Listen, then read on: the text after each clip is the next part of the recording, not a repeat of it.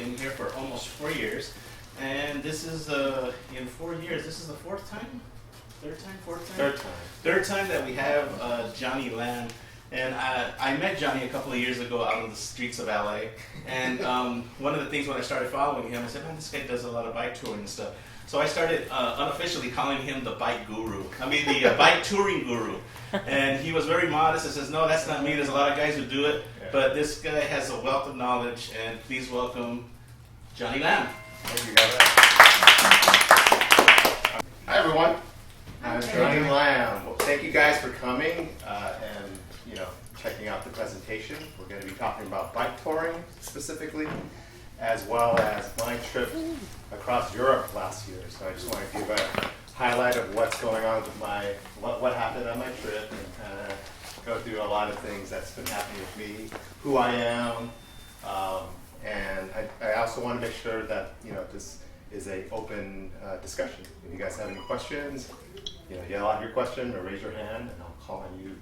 And really, the goal of this presentation is really to inspire you to go out and do your own bike tours. If you guys are even thinking about it or have done it, I really encourage that because it's changed my life, and I just want to share with you guys how it changed my life, and maybe it'll do the same for you. Sure. And of course, what I've learned, what you can take away from it, what not to do, what to do, kind of thing. So also that, and of course, you can come tour with me. I have a meetup group that I go on tours every month that I invite people. Anybody can come in and tour with me all over Southern California. So there's opportunities there.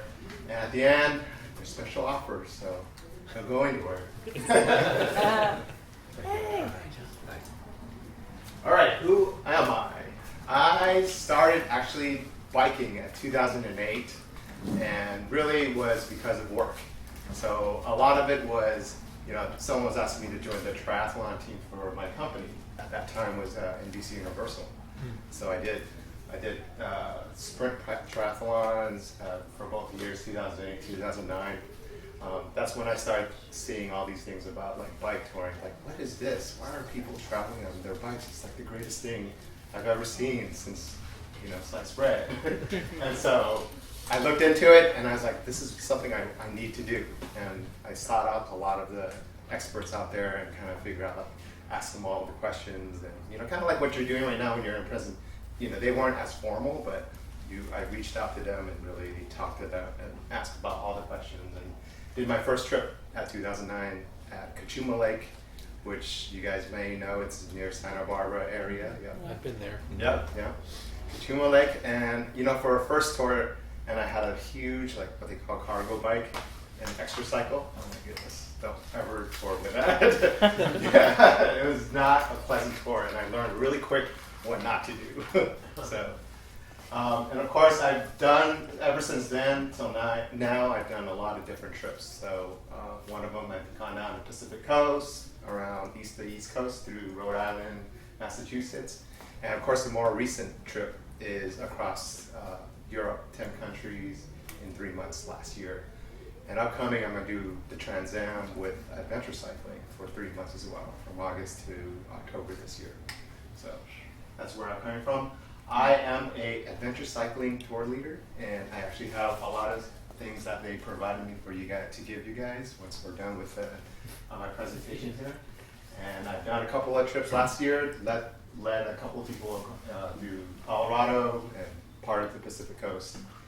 And I am also a league certified instructor, and what that is, it's the American League of American Bicyclists, and I teach bike safety with a lot for kids as well as adults, kind of get people knowledgeable riding safely and soundly. Really, that's the other mission of what I'm about to do, is just to make sure people know what they're doing when they're riding their bikes. Okay, and that's my blog, by the way, milestonerise.com, in case you didn't know what that is at the bottom. And so some of you might already recognize me from the last 2 years. So last year I was here with Monica to talk about the types of bike touring options you could do. You don't have to do what I do, where I load everything up. You can go hotel to hotel, or you could go, have everyone support you. And I think Monica did a similar trip across the country last year. and she was doing it for fundraising, and she had someone supporting her all the way through. And in 2014, that's me and my friend Erin Vasquez, who had a presentation also here both times. And we were in the back and we talked, that was a general bike touring 101, how we pack our stuff. So I actually have videos for both of those on my blog if you're interested to check those out. And of course, this is being recorded for future references as well. Cool. Yep. And my bicycle, the cornerstone of everything. And so I ride a 2013 Salsa Via, which I absolutely love because it's the most versatile bicycle there is, and it's mine, and there's like chips on it that, and there's stories behind everything. And that's how I normally load up for a long distance bike trip. And that's me right there in the middle of a town in Spain called San Sebastian. And that's the beginning of our trip. That was day 1. So that's where the picture was taken from. And 4 panniers, 1 handlebar bag, and a tent, and a lot of my other gears is back there. And my bike's sitting right up there, so if you guys want to see it at the end of the presentation, we can certainly check that out. Okay. And of course, Europe 2015, where I went. So that's 10 countries in 3 months, April to June. And that was a general route of how I went through on the Google Maps right there. So and I'm gonna break down to like how the trip and different sections. Yes? How many miles was that? That was, well, I have only ridden under 2,000, but like the whole mileage was close to like a little over 3,000. Yeah. I mean, the trip across the US this year is gonna be like over 4,000, so it's a lot more than this. Wow.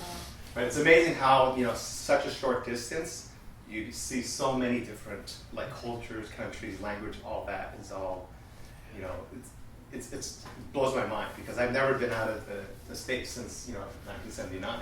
And so seeing a different country and experiencing all that and on a bicycle, it's like so much more. I mean, you're just right into it rather than being presented as a tourist, So, all right. And I had a riding partner that went with me. His name was Harry. He actually flipped my bill to go over to the flight to go over to Europe. How do I become Wow, that we want to guy's be, we want to be Harry's friend. You just go on tours. So he Here's my wanted a buddy. chance. He wanted a buddy. Yeah.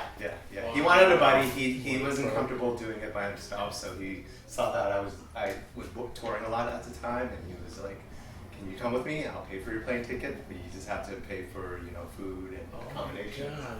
And so I got to ride with him. But there are it sounds good on the surface, but there are certain things you got to make sure you got to prepare for. So and I can go over that further on in the presentation. But preparations, and so just laid out all my stuff on the bike. That's how it looks like all the things all lined up on the floor. So I've taken a pre-trip photo, and then of course my bike actually breaks apart. It has what we call an SNS coupler. So on the frame it actually comes into 2 pieces, and I store it in a box that's 26 by 26 by 10. Wow. So it fits exactly the airport regulation without being charged like $100 or $150 upcharge.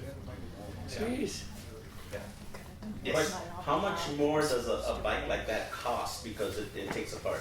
Well, my bike didn't come with the couplers, so I had someone put those in, and that was $600 just to do that. But if you were going to go out and buy a specific bike that did that, it was close to like $5,000-6,000 for like the Salsa Via.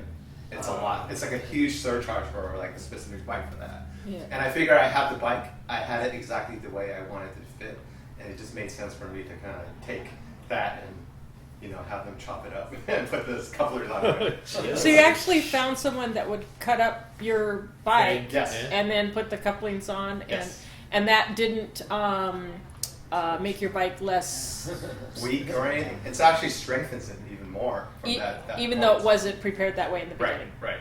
It was not an issue when I was traveling through Europe or anywhere else at this point, and there wasn't any chances where it was loosened because I'm very like anal about that. Just had to make Yeah. sure nothing breaks. Yeah. So everything seems like it was okay. So that's the good part about this. And so How did you find someone to do that? it was online. I searched like a Google search. Okay. I could recommend someone if you want. It's usually steel bikes, and I believe they do it for titanium, but not aluminum bikes. Okay. Yeah, definitely not aluminum bikes because I don't think it's strong enough to kind of be reattached again. I might check back with you later Yes. on that. Thank Yes, you. no problem. Yeah, and that was actually how it looked like when we arrived at Madrid, Spain. Harry's bike was on that tall thing, and mine was like packed up. My 2 boxes were just down there with my stuff and my bike. So How long did it take you to put it back together? about 48 minutes. 48. Okay. 48 minutes. Good number. Because you do like the bike frames as well as the cabling too, because those have to separate and reattach again. Do you use the Ortliebs for the pennies? I'm sorry? Do you use Ortlieb for the pennies? Or leaves there. That's really the gold standard. Gold standard, What I- yeah. From what I can tell you right now, I mean, they're waterproof and they're just heavy duty German engineered type of thing. So I would highly recommend them. So our first leg of our trip was to a town in France called Bordeaux. And I'm sure if you guys, whoever's like wine drinkers here, you know what Bordeaux is. Bordeaux. And really that part of our trip was all about wine, right? So we went through like about, I think 4 or 5 wine regions across Europe because Harry was a big wine drinker. Sorry, did you get from the bike? So Bordeaux was our first target, and then we had to get there, whether it was riding on a bike or on a train, and we actually ended up taking the train up halfway, just because the weather got really bad. But you know what you see on the top left there is a bike trail, a typical bike trail through the woods in France, and it's just amazing. Like the infrastructure there, it's really great. And I think you saw, like in my earlier slides, there were like signage. I mean, that was everywhere, not just one country. Everywhere across Europe, you're basically told like where to go, how far this next town is, which direction. So signage was great. That's us dipping our bike tires at the Atlantic Ocean, which is on the western side of the country in France, in Biarritz. And you can tell the RVs are giving us full berth when they're driving around us. Nobody honked at us, nothing. It was just Wow. Wow. Nice. What is unheard that of like? here. Amazing, not like the States. Yeah, not like the Throw States. something at you. Right, and then Bordeaux, of course, we made it to Bordeaux, and that's the town down there at bottom left. So great public transportation, great town, good wine. Right. Thanks for watching, guys. Check out my last video here, or subscribe to my channel for more bike touring topics. So until next time, make sure you get out there and discover your ride. Things that holds your bag, that attaches to the frame or the seat posts or any part of the bike that's pretty stable. And so a lot of people use that. It's really popular right now. It's called bike packing. Kind of like backpacking, but the bikes.